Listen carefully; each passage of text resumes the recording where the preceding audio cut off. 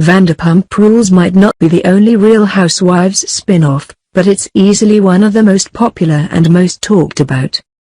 One of the show's key sources of drama for the series is Stassi Schroeder, whose ridiculous exploits frustrate Lisa Vanderpump but entertain viewers to no end. And now Stassi's back together with Patrick Meagher, which she confirmed last month on Instagram.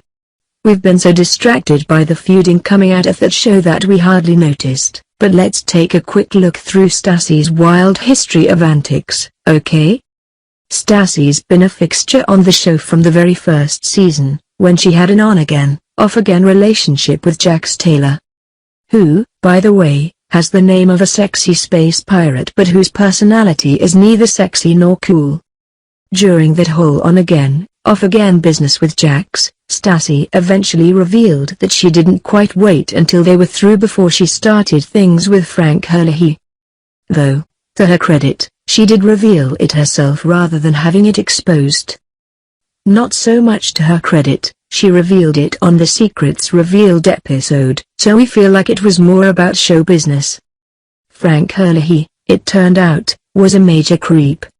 Well, we can't conclusively prove that it was Frank Herlihy who recorded and planned to sell Stassi Schroeder's masturbation tape, but he's the only one who fit the narrative.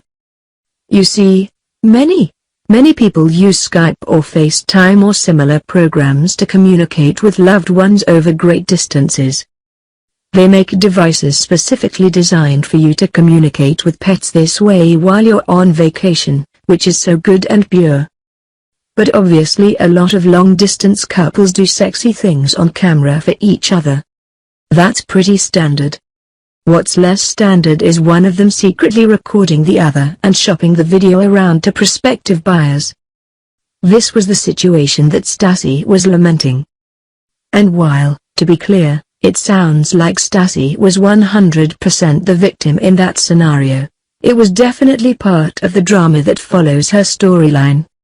It was Lisa Vanderpump herself who stepped in and saved the day by paying off the douche to not release the tape. His price? $900. He was willing to throw her under the bus for what might be a month's rent for somebody. The last time that Stassi dated Patrick Meagher, it ended. And right afterwards, she posed for a nude photoshoot.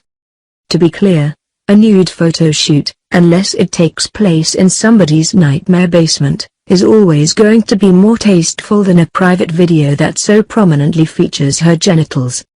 As her sex tape was reported to. So, questions of taste aside, it's not like she was upset about the video and decided to replicate it for the world anyway. Still, given her recent history, some fans on Twitter did not react well. In fact, the backlash that she received prompted her to tweet out that she was suicidal. That's tragic and all too common, even among TV personalities.